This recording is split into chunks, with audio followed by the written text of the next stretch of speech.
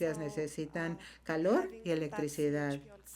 Y la cogeneración, una planta de cogeneración ubicada cerca de las fábricas y de las plantas industriales es algo muy conveniente, y en el futuro tendremos la hibridación combinando cogeneración con otras tecnologías, con bombas de calor, con almacenamiento, cogeneración para uso industrial.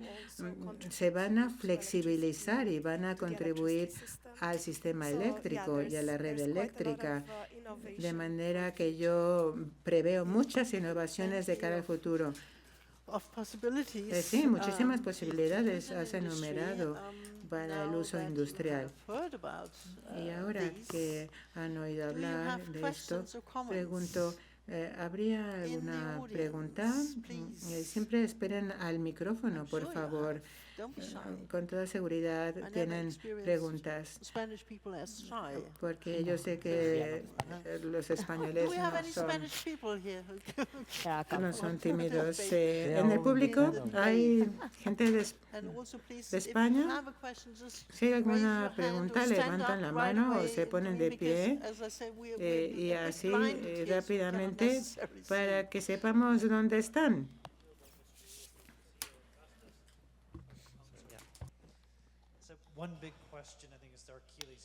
Una pregunta que quería hacer para la red. Todos tenemos grandes tecnologías, diferentes tecnologías en diferentes lugares. Entonces, ¿cómo se supera este obstáculo? En solar concentrada se genera un punto, pero es difícil de transportar, de convertir a otro ciclo. Entonces, ¿cómo soluciona esto de integración con los ciclos? ¿Qué podría decir al respecto? A ver, David Trebuchet. Hombre, desde nuestra perspectiva, esto es un tema crucial. Muy buena pregunta. Aunque mi respuesta dice que lo maravilloso de nuestra tecnología es que no necesitamos una red. Lo producimos allí, en la misma ubicación donde está la demanda. Cuando consideramos calor, el calor es local, ¿no? El calor no se puede producir a escala industrial para transportarlo. Esto no tiene sentido. Y hay que recordar que el 65% de las demandas industriales son calor. Entonces, lo que nuestra tecnología produce ir a la energía que se necesita localmente es autoconsumo. Autoconsumo, calor de autoconsumo. En electricidad sí necesitamos otra vía, pero en términos de calor es autoproducido. Hombre, por supuesto que esto es crucial, yo no digo que no, pero al mismo tiempo hay que tener flexibilidad mercantil y buscar soluciones adecuadas para la mejor utilización de la red, ¿no? La verdad que hasta ahora no ha funcionado tan bien con consumidores, pero con el nuevo reglamento y legislación sobre la industria del transporte creo que lo vamos a ver cada vez más, coches eléctricos y demás circulando, ¿no? Pues tenemos que asegurarnos de proporcionar seguridad con los nuevos actores en el mercado. Los consumidores han de ser activos como participantes, ¿no? Esto es una forma de descentralizar y reducir la presión sobre la red, pero luego hay muchas soluciones digitales, nuevos reglamentos, que la Comisión creo que ya lo ha incluido y hay varios gobiernos nacionales trabajando al respecto. Sí, más infraestructura, por supuesto, pero también al mismo tiempo necesitamos aumentar los puntos de recarga, conexión a la red para todo el mundo. Desde mi punto de vista no tenemos una solución para todo de panacea. Estoy de acuerdo. Tenemos que potenciar el consumo local y el transporte de la electricidad, que es una gran oportunidad para la transición, porque así producimos energía eléctrica renovable barata en Extremadura. El gran valor añadido será transportarla, ¿no? Y utilizar bien el hidrógeno, la electricidad con el transporte, y no solo a otras partes de España, sino de Europa. A distancia, claro, es menos interesante, como todos sabemos. Entonces, una vez que nosotros ya nos cubrimos el consumo local, pues hay posibilidades de transportar a otros lugares, ¿no? Y este es el gran desafío en el término de desarrollar la red para electricidad, para calor y también para hidrógeno. Claro, la nueva base de distribución de la red de hidrógeno también tendrá que tener en cuenta que pueda crecer haciendo frente a la demanda, ¿no? Paso a paso, rápidamente, pero no demasiado rápido, para que no acabemos en una situación en la que estemos pagando demasiado dinero para inversiones que luego no resultan necesarias. Desgraciadamente tenemos que ir aprendiendo sobre la marcha. Bueno, pero también, pero esto es modular, uno para no y otro, y a nivel de industrias hay que buscar economías de escala y tenemos que mejorarlo para que nos podamos producir hidrógeno de esta forma, ¿no? Y asegurarnos que no tengamos que modificar la red todavía más. Con respecto a esta pregunta, con respecto a la red y la conexión a la red, es una cuestión muy importante. Y esto también se ha mencionado en el panel. Podemos conectar con la demanda, ¿no? Y para esto, la digitalización de la red es crucial. Es necesario invertir en sistemas de control y digitalización de la red, y la ya existente se tiene que digitalizar, y para esto necesitaríamos un marco de trabajo predecible y estable para favorecer las inversiones. Necesitamos un marco legal.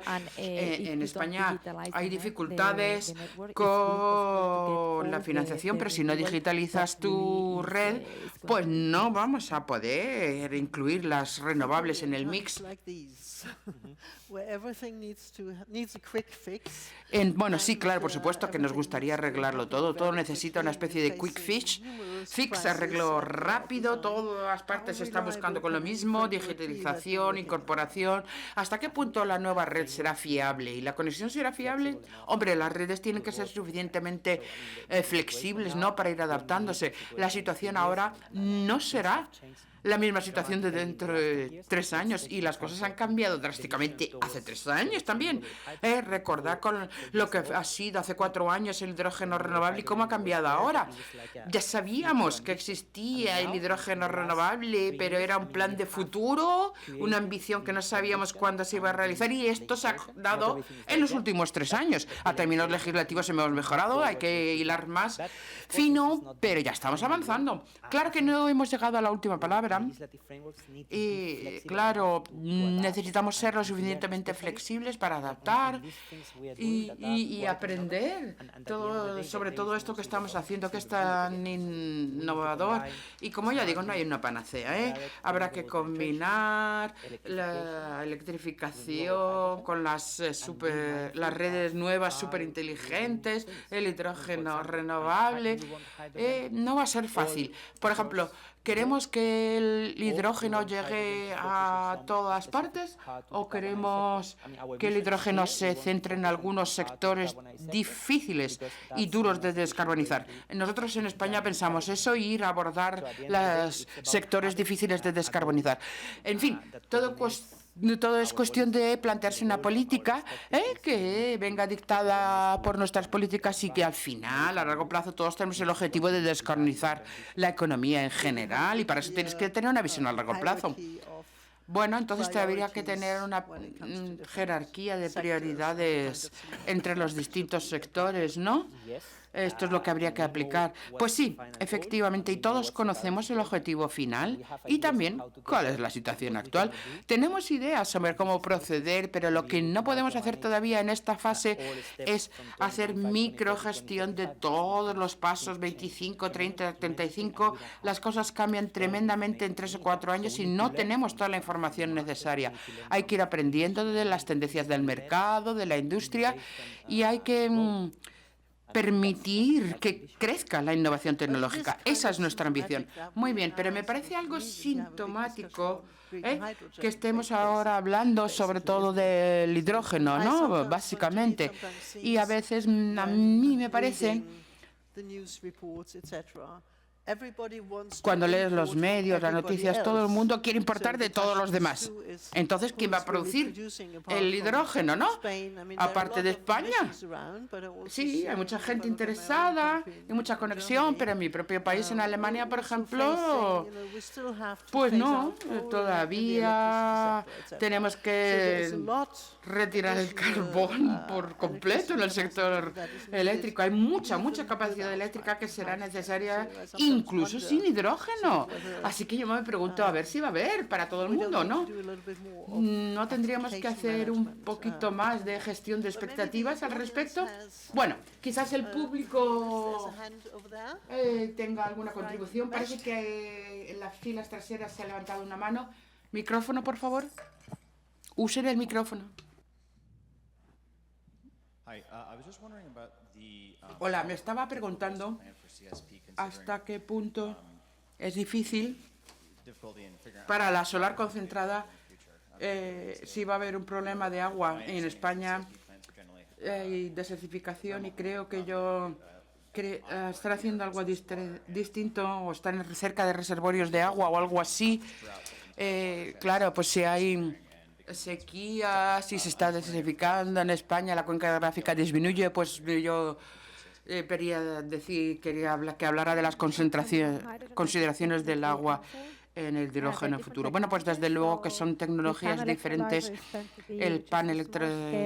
La panelectrólisis se puede hacer a pequeña escala. Esta tecnología es menos intensiva en cuanto a consumo de agua, y los alcalinos, pues ya sabemos que se están utilizando y se puede utilizar hidrógeno para desalinizar el agua. Y bueno, pues en el World Económico, en el Fórum Económico Mundial se puede buscar información sobre el hidrógeno y textos e investigación, porque hay varias universidades que lo están investigando y la verdad es que hay varios esfuerzos de investigación y si lo pudiéramos conseguir realmente sería revolucionario, pero no todo el mundo está completamente de acuerdo, ¿no? ¿Verdad, Antonio? Es que es muy difícil de regular esta nueva tecnología. Con el agua también pasa. No tenemos lo necesario para hacer descarbonización industrial pesada. Estoy hablando con muchas compañías y tecnologías que están interesadas para empezar a utilizar aluminio. Reacciones químicas de aluminio para escindir el agua en hidrógeno y oxígeno, y que en el futuro, en vez de utilizar tanta agua, podremos recurrir al aluminio reaccionando con el agua. No sé, en España hay tecnologías que están avanzando y ya digo que la electrolisis alcalina está funcionando cada vez más y hay algunos países del desierto del Oriente Medio que también están experimentando con la catálisis, la electrólisis alcalina y casi sin agua en esas circunstancias, ¿no? Porque, bueno, claro, obviamente la mejor fuente de hidrógeno y oxígeno es el agua, pero ya está avanzando tecnológicamente, cada vez seremos más eficientes.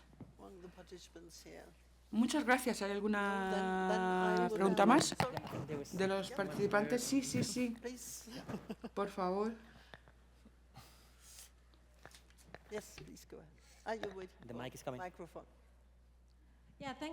Sí, muchas gracias. Un debate excelente. Estoy muy interesada en estos temas. Trabajo para una organización industrial de las Naciones Unidas. No trabajo en la industria, pero sí para la industria y con la industria de países en desarrollo. Y me parece que esto es fascinante y lo que estamos hablando aquí está muy bien, pero tendríamos que ahondar, Tendríamos que excavar más profundidad para ver los desafíos a la hora de implementar estas soluciones. Están todas bien desarrolladas, otras están en desarrollo, pero luego, ¿cómo las montas? ¿Cómo las llegas a la industria en países en vías de desarrollo? ¿Cómo alcanzas la emisión neutra?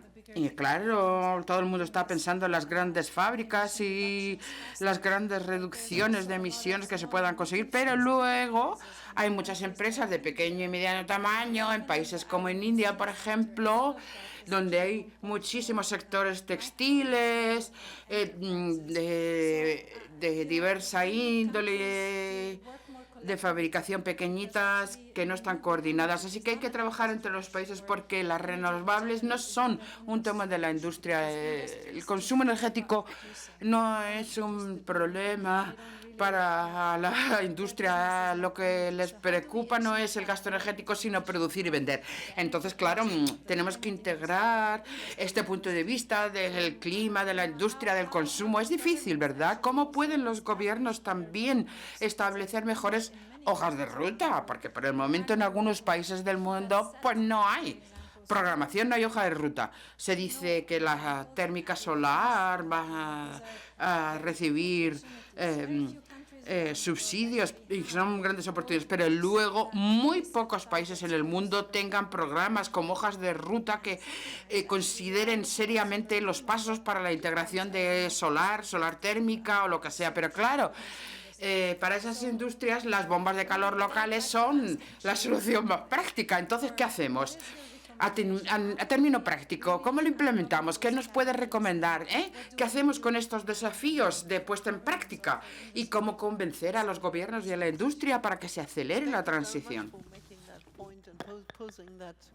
Pues muchas gracias por este punto tan pertinente y esta cuestión que era tan relevante, pero ¿qué podemos hacer ahora para superar, ¿no?, estos desafíos de aplicación práctica? Llevamos como 10 años con esta solución. Mira, la solución es esta, la tecnología aquí, pero no sucede, ¿verdad? No se implanta. ¿Por qué?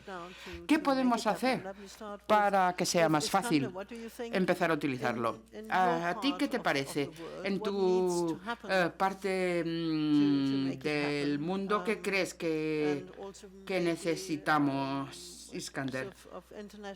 ¿Qué nos hace falta o la cooperación internacional podría ayudar?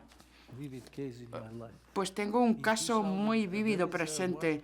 En el año 2001, una compañía en Uzbekistán, que es una compañía global, que es uno de los mayores productores de oro en el mundo, Anar-Jumayik o algo así.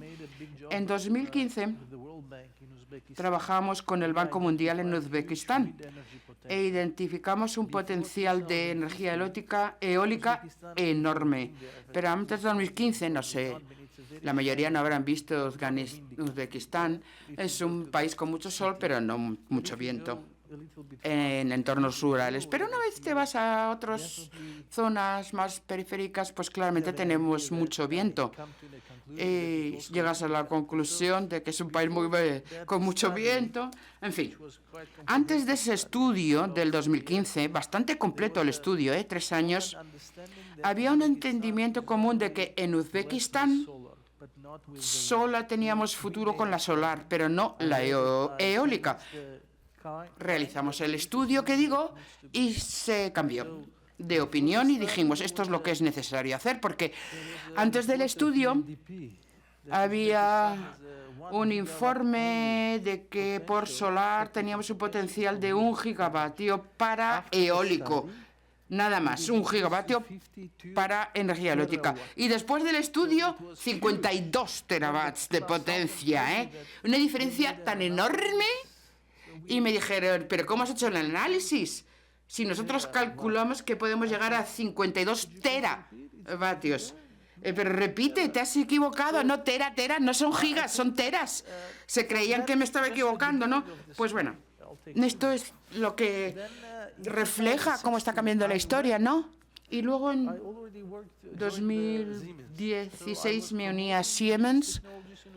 Y bueno, pues estaba trabajando con Siemens en Uzbekistán y estuve con el primer ministro en una reunión con Siemens y nos dijo, mira, a ver, señores, sé que ustedes están muy metidos en esto, son expertos, y me lo preguntó el primer ministro de Uzbekistán que me reuniera con el de la compañía minera en Comisa, en esa zona de las minas de oro, para desarrollar la energía eólica en aquella zona, porque allí se acercaba mucho más a tener posibilidades de cubrir las capacidades y las necesidades de la empresa de la minería de oro, ¿no? Entonces fuimos allí, dedicamos un día, una tarde hasta la noche, y estuve intentando convencerlas de que necesitaban energía eólica e invertir. No, que somos una compañía minera, no somos una eléctrica, no queremos invertir ni molestarnos, ¿eh? Fue un poquito complejo. En principio me dijeron que no. Pero el año pasado la organización cambió. Las compañías mineras se van a comprar por una OPI, una oferta en bolsa, y empezarán a utilizar los objetivos medioambientales y sostenibles, y la minería es una energía muy contaminante y que gasta mucho, y bueno, ha de cambiar. Ya no trabajo con Siemens, pero lo que quiero decir con esto es que cuando vamos al gobierno piensan que eso depende de nosotros. Y hay 2 o 3 ejemplos de estos en Uzbekistán. Sí, vale, quieren cotizar en bolsa, emitir acciones y demás, y prevean utilizan todas estas herramientas, las asambleas, las acciones, buscan recabar fondos por donde sea, pero no se quieren meter en estos campos que dicen que les son ajenos. Entonces, cuando les hablamos de los Objetivos de Desarrollo Sostenible de Naciones Unidas, es que es una herramienta muy útil en negocios internacionales, luego resulta que la industria no es solo grandes compañías, también hay muchas pymes pequeñas que no cotizan en bolsa ni tienen acceso a la infraestructura que las demás. Por lo tanto, habrá que encontrar otras soluciones, especialmente en mi parte del mundo. Necesitamos otra solución, otro instrumento para estas pymes que les impulse a utilizar más renovables y a gastarlas o instalarlas más. Desgraciadamente, ahora en este invierno la temperatura ha bajado muchísimo, a menos 25 grados, ha hecho mucho frío, y debido a este invierno tan duro que estamos sufriendo, la compañía de transporte de Glass no puede transportar a la zona de producción por el frío, y se congelan, y entonces ha aumentado la demanda y desgraciadamente el suministro no iba a la par, ni mucho menos. Hay muchas personas y empresas, compañías que sufrieron una interrupción del suministro centralizado. Y entonces, ¿ahora qué hacemos? Pues en Uzbekistán el gobierno lo está forzando a todo el mundo a instalar paneles solares, y que cuando sea posible que utilicen la eólica, a pesar de aquel informe contradictorio hace unos años. La verdad es que es una situación muy trágica, casi grotesca, esto de intentar forzar a las pymes a usar los renovables de esta manera. En fin, tendremos que buscar otros instrumentos para poder hacerlo. Y como dije en mi comentario inicial, esta cooperación íntima entre las instituciones financieras de desarrollo en los países más avanzados, más desarrollados, podían intentar ayudar a promocionar el uso de renovables en países en vías de desarrollo. Muchas gracias. Bueno, pues sí, desgraciadamente hay muchos aspectos. Desgraciadamente se nos está acabando el tiempo. Al principio pensé que era un montón de tiempo. Pues nada, parece ser que no es nada. Y espero que continúen las conversaciones en los días venideros y en las pausas de café y demás. Pero antes de terminar, quisiera que los miembros del panel hablaran cada uno un minuto para expresar sus deseos y opiniones de lo que debiera de suceder en cuanto a instrumentos para capacitar a la industria a cambiar. Dentro, por ejemplo, en el margen de un año. En un año, en el siguiente SPIREC, estaremos hablando de 50% más de renovables. Bueno, ya quiero retomar algo que se dijo al principio para enmarcar el contexto. La escala de este contexto es masiva, no solo para descarbonizar la industria, sino la economía en general. Así que, claro, como hay que comenzar por algo, pues lo que tenemos ahora en el entorno europeo, el marco legislativo adecuado para favorecer las inversiones y para que avancemos de manera rentable. Y esto es lo más importante, esto es lo que yo espero tener este año, tener una reglamentación y marco legislativo claro para hidrógeno, para instalación rápida y conexión, las electrolisis, el solar, eólico, todo esto se tiene que instalar y tenemos que electrificar la economía y todo esto se tiene que hacer cuanto antes, no hay tiempo que perder. Nos quedan 7 años solamente para el 2030, así que tiene que suceder, hay que ponerse a ello. Paloma, totalmente de acuerdo con Antonio. Solo medio minuto, ¿vale? Porque lo que quería recalcar un aspecto muy específico del mundo industrial.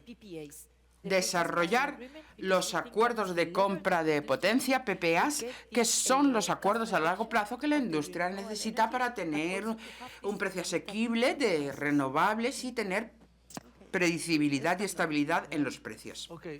Hay que favorecer los PPAs. Bueno, una vez más me refiero al discurso del primer ministro Sánchez, que me encantó.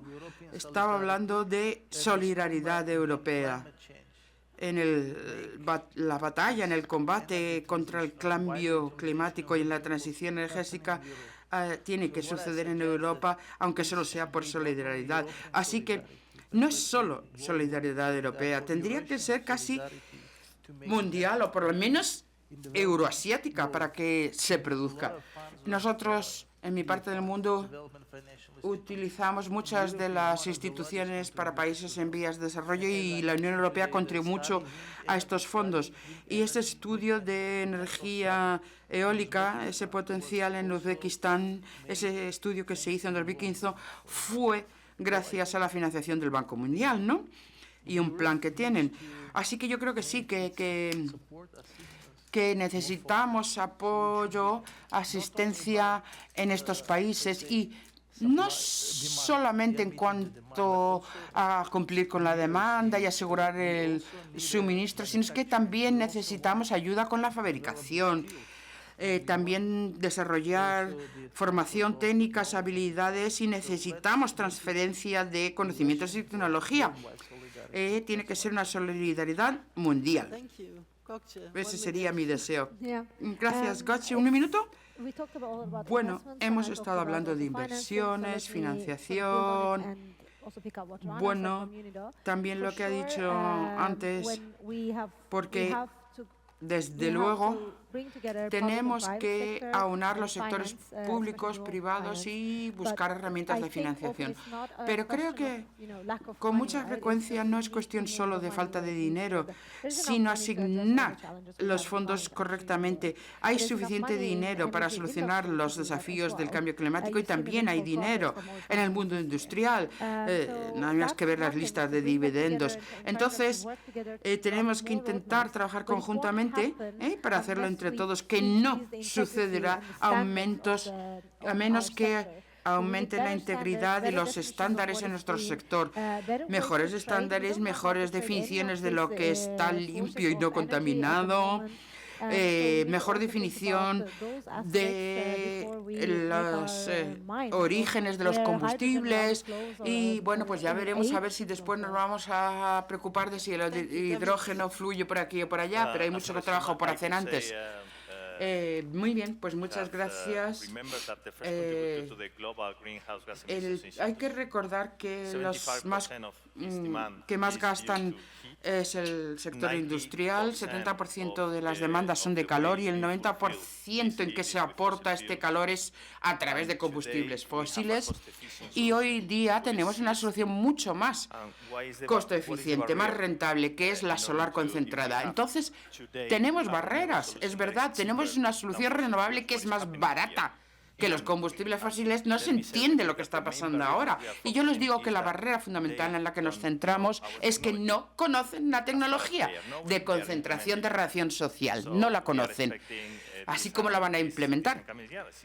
Pues ya veremos en los próximos años si nos damos a conocer. Ya está mejorando, pero tenemos que conjuntar al mundo industrial, el desarrollo tecnológico y la industria de la solar concentrada para descarbonizar hoy, no mañana, descarbonizar hoy.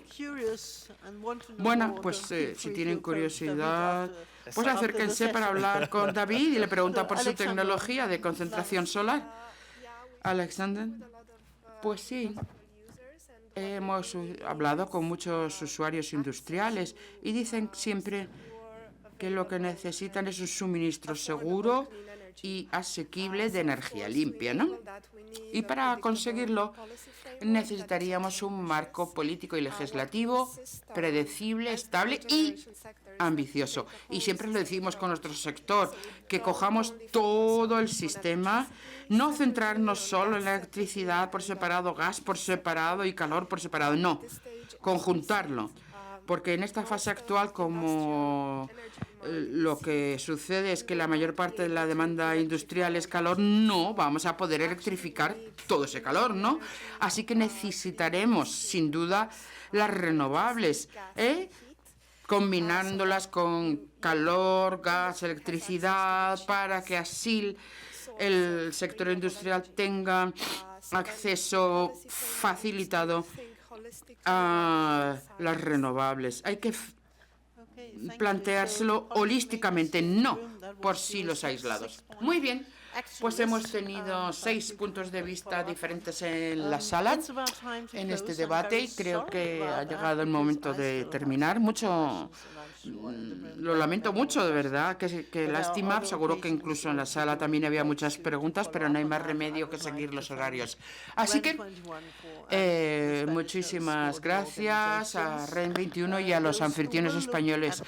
Y los que estén luego viendo en el streaming, pues muchas gracias a los presentes en la sala por contribuir activamente a la participación y muchas gracias a los maravillosos panelistas por hablar de tantas posibilidades y soluciones. Muchísimas gracias a todo el mundo y les deseo que disfruten y aprendan mucho aquí en Madrid. Hasta el jueves. Muchas gracias. Muchas gracias.